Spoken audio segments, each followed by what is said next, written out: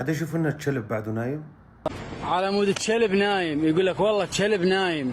لحتى تعرف بعد سقوط النظام الكلب صار له قيمة عندنا. شحنة السلاح اللي معك مش بدك كلب يشمك، بدك ضبع يشمك، فيل يشمك. كلا يقعد الكلب ويشمك يلا تعبر. يكثر خيره الكلب إذا بده يشمك. أنا أول مرة بشوف كلب مظلوم، هذا الكلب اللي بده يشمك. على مود الكلب نايم، يقول لك والله الكلب نايم.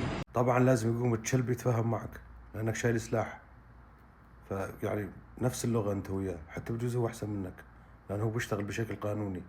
راح نبيع شحنة السلاح اللي انمسكت ونشتري فيها كلاب، لأن بين الكلاب بتجيب لنا مصاري. وبدك تحترم الكلب وتوقف بالشمس لحتى الكلب ما يفيق ويتمغط ويعمل الرياضة، ويمكن يخطر عباله يشمك ويمكن ما يرضى يشمك، ريحتك مصنصنة. تحترم الكلب اللي بيشتغل بشكل قانوني أو كفين على وجهك.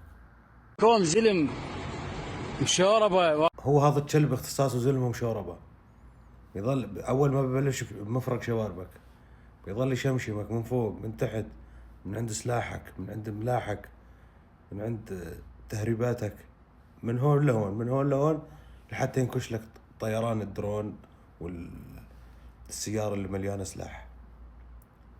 وبناكل نبيع السلاح هذا كله احنا، وبناكل فيه شاورما وبنشتري كلاب، وانت بتظلك قاعد انت وكوم الزلم وناطرين الكلب.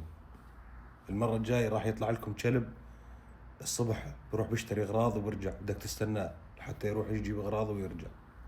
احترم الكلاب. ولحتى تعرف بعد سقوط النظام شلون صار عندنا حقوق حيوان يا كلب.